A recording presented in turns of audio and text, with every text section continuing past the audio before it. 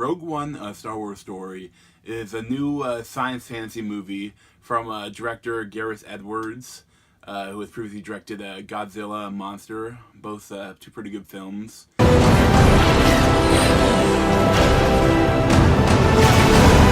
is a 97.6% chance of failure.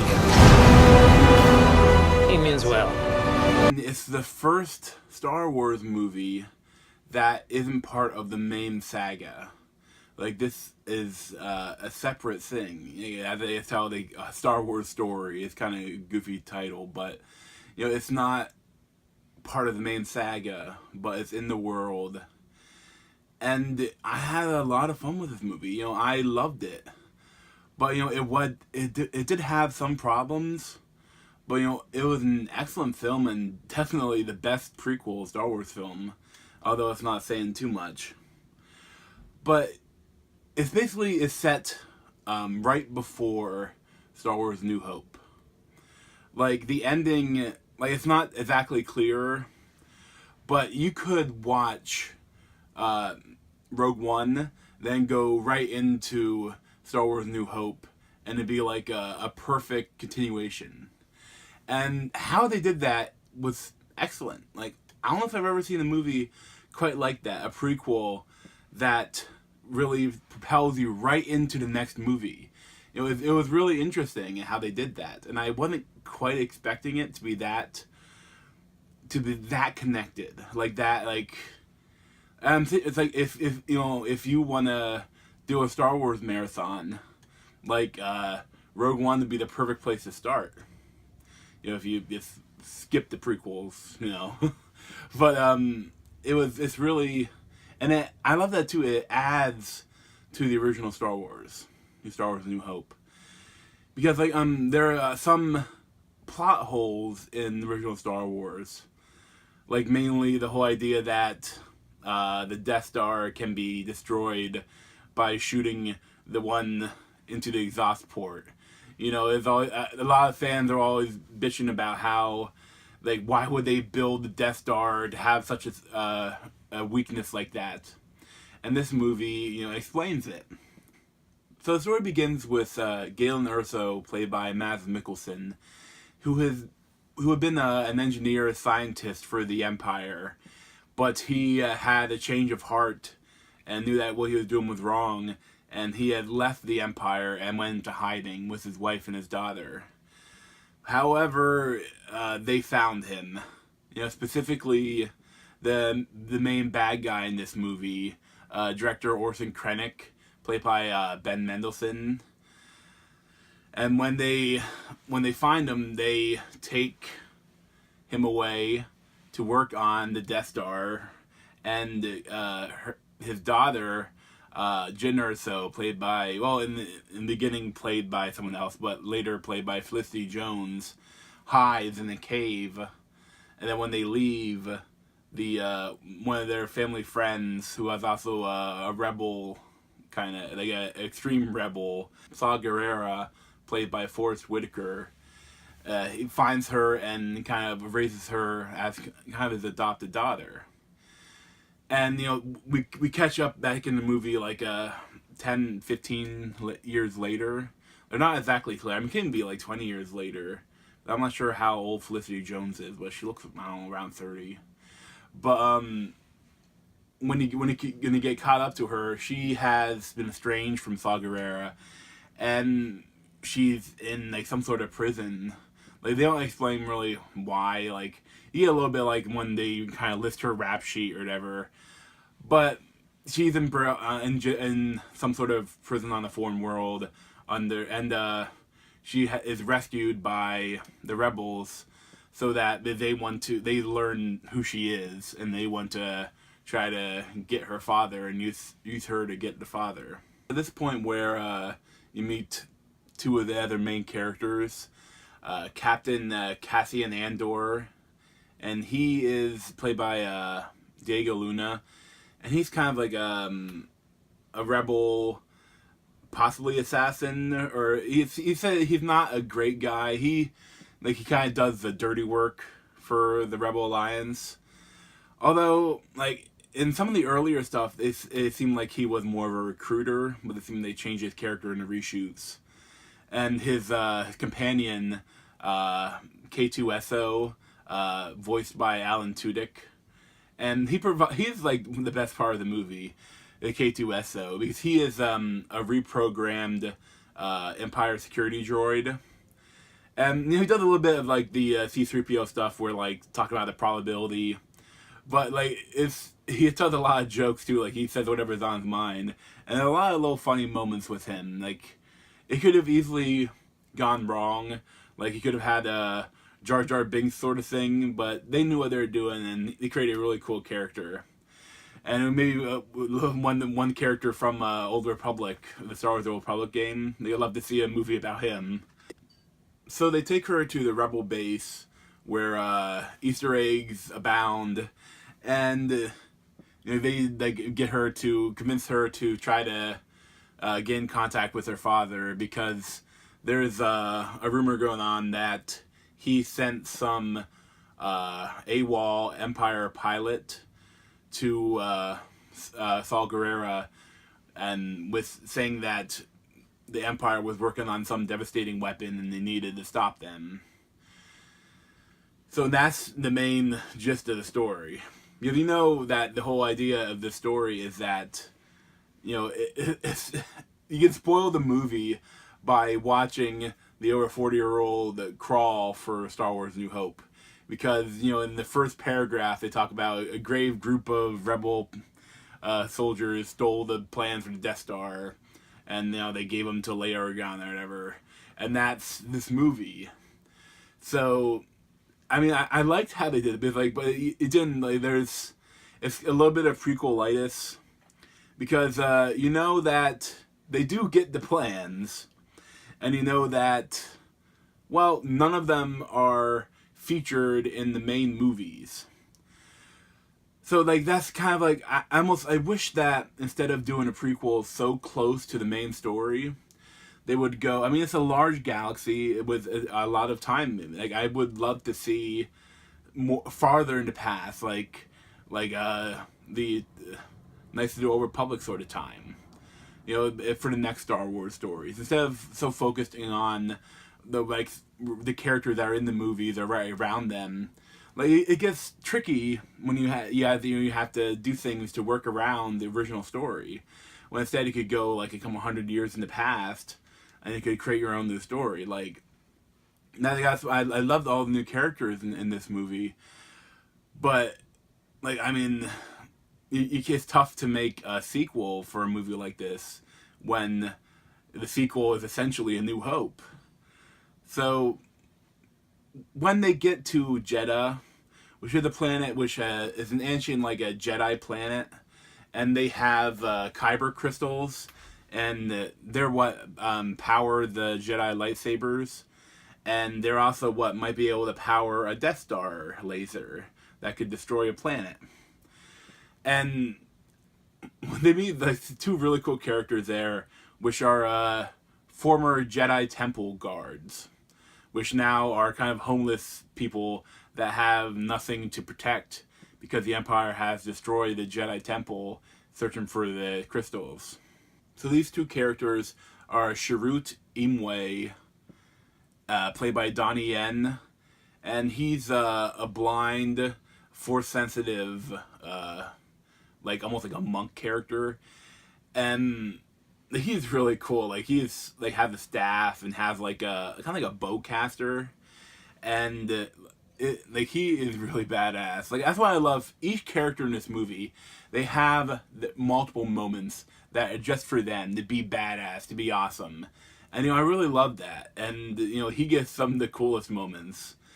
And he also has his friend is another Jedi Temple guard, Baze Malbus, or Jiang Wen, played by Jiang Wen, and he has a lot of really cool guns. He has a repeater, laser repeater, with a backpack of ammo or charge or whatever, and he has even has a rocket launcher and stuff.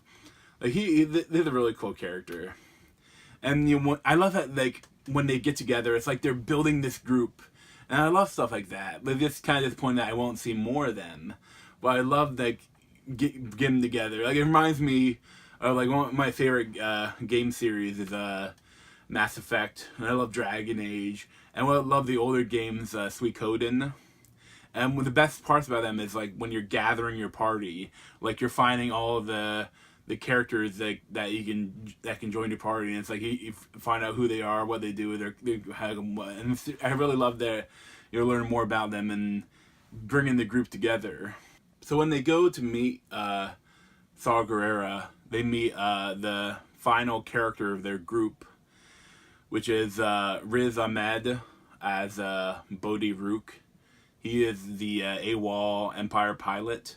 He's also the guy from the Night of, the HBO miniseries, and he was in Nightcrawler too. Like, it was really cool. Like he was like the assistant in Nightcrawler, and like I like his character, but he has one of the stupidest moments in the whole film, and this is a slight spoiler.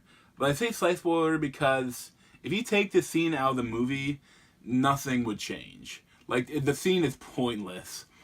But there's a scene where it's like a hentai tentacle monster that mind rapes his character to see if he's telling the truth about the message, and it's just it's so weird and out of place. It's just like disgusting, full CGI slimy creature that has dick tentacles that is like wrapping around him, then putting it on his head and like trying to see if he's telling the truth. And it's just so out of place and weird. And what I don't even get is they never like it goes black at like when they start doing it. They never say like how they're getting the information like to Saw Gerrera. Like is while they're mind raping him, does he like speak and the truth? Or does somehow the tentacle monster speak to Saw Gerrera? And then afterwards, like they say that, oh, the only problem is you'll go crazy afterwards. And you see a little bit like at first they see him as like, oh, I'm the pilot. I am the pilot. And then he's fine. And but I have to mention that dude that voice of Saw Gerrera, he's kind of goofy. Like he's kind of like the do-it-yourself version of Darth Vader. Yes, he has like poorly aligned robotic legs, and he has like a respirator which he has to breathe through, which really makes his voice weird. Like his character is kind of odd. And now that I got through the list of characters and Princep the story, but they have to after that they have to go try to find her father, Galen Erso, and they have to find the plans. But like there's so many characters, they don't have quite enough time to get to know all of them as much as I would have liked. Because I do love that there is character growth like throughout the characters going through, but you never learn enough about who they are and what their background info is. Like you get every once in a while you get like a couple comments from them, but you don't get enough. Like I mean, I know it'd be kind of a cliche to have it, but I almost wish that they would have gone somewhere like while they're going on the mission, they would have stopped off somewhere, like perhaps they could have gone into a bar or a cantina or something and had. I know that's an overused scene, but something to get to know the characters more. They never have a moment to really gel like I wanted them to. And you know, they're kind of like the real Suicide Squad, like much more than Suicide Squad from this year. But you know, even in the Suicide Squad movie, they get moments to kind of become a team. And you know, say what you will about that movie, you know, that those moments were the best parts of the movie. And I really wish you had more of that in this one. So the first half of the movie is a little slow and it drags a little bit. But once you start going in the second half, the movie is so good. Like, honestly, it has some of the best space battles ever in Star Wars. And maybe some of the best space battles ever that I've seen in a movie. Like, I mean, and the CGI is excellent for these scenes, especially. Like, he is Gareth Edwards is a master at CGI like this. Something about how he shoots it and how he does the computer, it makes it look like really part of the scene. And I honestly don't know how they did some of this stuff, because like the Star Destroyers and all the other ships, they almost look like the miniatures from the original. Like, it is amazing. Like, they look like the original movie. They look like the despecialized versions of Star Wars, and it's awesome. I love that. And the battle, like, there are moments that are so original and so cool that I loved. Like, almost like gave me chills, like, to watch it. And on the world, there's also great war scenes. Like, this brings the war into Star Wars, and I love those scenes. But that brings me to the point that this movie is probably not for kids. Like, I would not recommend it for children. Like, it gets pretty dark and pretty violent. And of course, I mean, it's PG-13, so you don't see any blood or body parts flying around like Hacksaw Ridge. But it is a darker, more violent movie than the other ones, and it's a little depressing. Like, it's not full of hope like the other movies, although there's a little bit of a hope for New Hope, But but with talking about the CGI, while it's so good in the space battles and with the AT-ACs and the other like things in the movie, there are some full CGI characters that really took me out of the movie. And this is a slight spoiler, but if you know the characters that will be surround the Death Star, it was not a spoiler at all. But Grand Moff Tarkin is in the movie. Again, slight spoiler, but not really. Grand Moff Tarkin is in the film. And, he's a really cool character in the original Star Wars. But the actor's dead. So, what do you do with that? I mean, I know that his character would be in that area, but how do you handle having a dead actor and his character still be in the movie? Well, yeah, you have a couple of options. You could, change the story so he's not there. You could hire an actor that looked like him. Or you could do what this movie did and have a full CGI version of him. And, even though this is probably the best CGI human like ever in a movie, the technology is not there. It takes you out of the movie. It looks like a CGI character. And, when you first see him, it's kind of like in profile or like it's in the reflection, and he looks really cool. But then he moves and starts talking, and he's in the close shot, and it looks like shit. Like, it really took me out of the movie with seeing him. Because, I mean, when you do... CGI is great for, like, buildings and for, like, AT-ACs and for ships and even for, like, creatures and stuff. But, like, CGI, any sort of, like, human character... Like, we're designed through evolution to notice other human faces and notice, like, emotions and everything about, like, humans to try to... Our brains are wired to read them. And that's why if we look at a bowl of fruit or a toaster with a piece of toast with an image on it, we recognize human faces and other things. Like, our brains are so designed to recognize a face that it kind of projects onto other things that don't have a face. But I think the same thing with that is when something is wrong, something is not quite right, it messes with your brain. Like, it makes you think that that's not right, that's not a human, that's not real. And, it's really straight in that uncanny valley. And I just wish they would have decreased his character. Like, you could have had, like, a minute of him. But there's a decent amount of him. And I would have loved instead to see Darth Vader in most of his scenes. And it could have easily been done. And that brings me to another point where Darth Vader, when he's in the movie, is awesome. Like, it is so good. But it just makes you want more. Like, what we did see, I would not be surprised if it was all added in the reshoots. Because if you remove Darth Vader's scenes, the movie would be the same. And I wouldn't be surprised if Gareth Edwards didn't want to use him, and then the Disney people saw the movie and it's like, "Where's Darth Vader?" And they're like, "Oh, well, we don't want to use him. He's not there." And like, you need to put Darth Vader in this movie. And like, fine. I guess I'll do one really kick-ass scene of him. Okay, will that satisfy you? Will that satisfy the fans? And it does. Like, that scene is honestly one of the most badass scenes in a Star Wars movie. And it made me wish for more.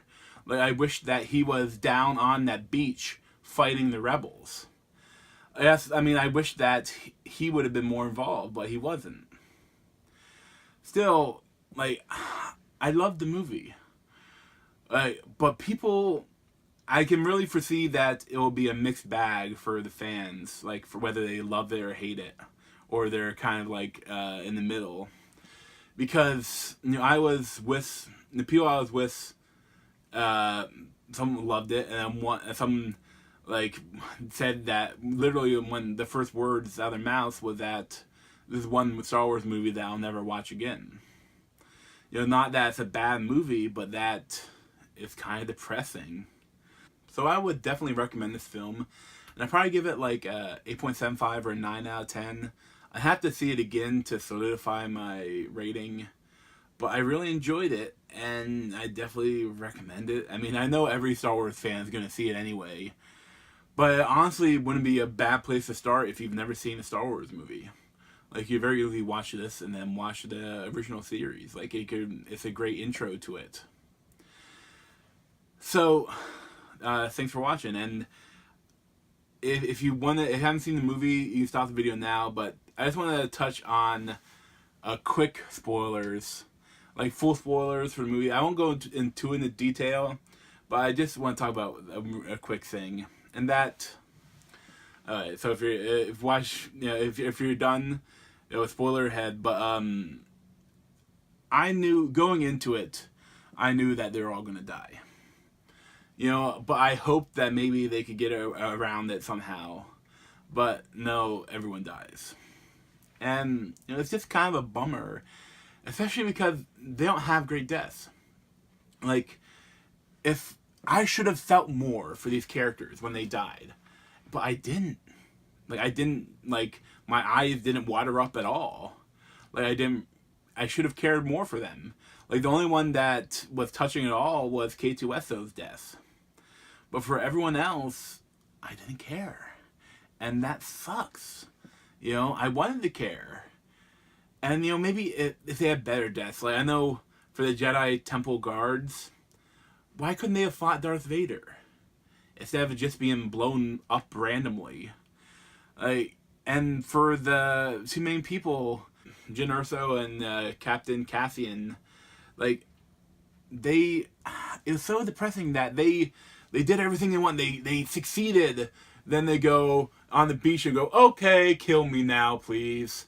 And it's like, you fought this whole movie, now you're just gonna give up and let yourself be destroyed by the Death Star?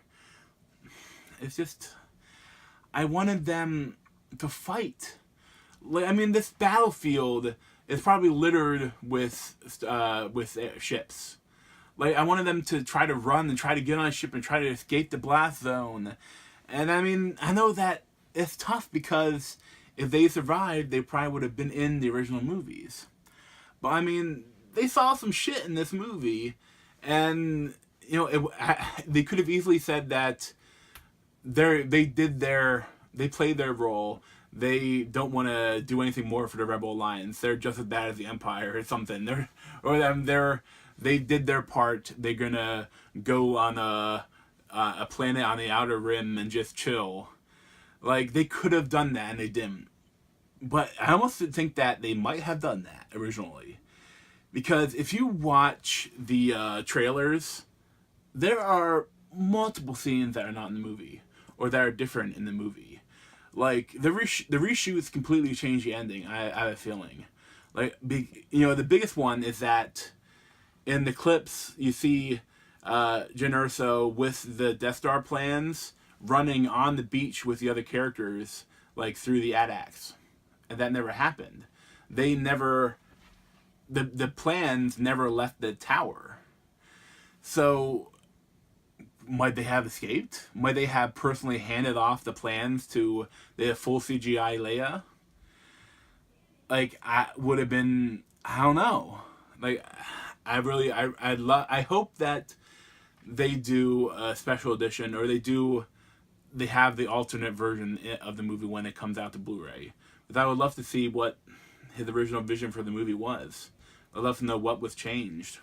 I still love the movie, but it was a little disappointing, a little sad. Like, I mean, I want to see the movie again. Then going into it, I want to see if it changes how I view the movie. Knowing for 100% that they're all going to die, and it also has me a little worried for the other movies, especially the young Han Solo movie. Like, I don't know. I mean, why do you have to go earlier? I mean, I want to see the real Han Solo, not some douchebag that doesn't even look like him play him. And I don't know. But thanks for watching. And if you want, you can check out my other movie series here. I do book reviews and movie reviews. So thanks for watching.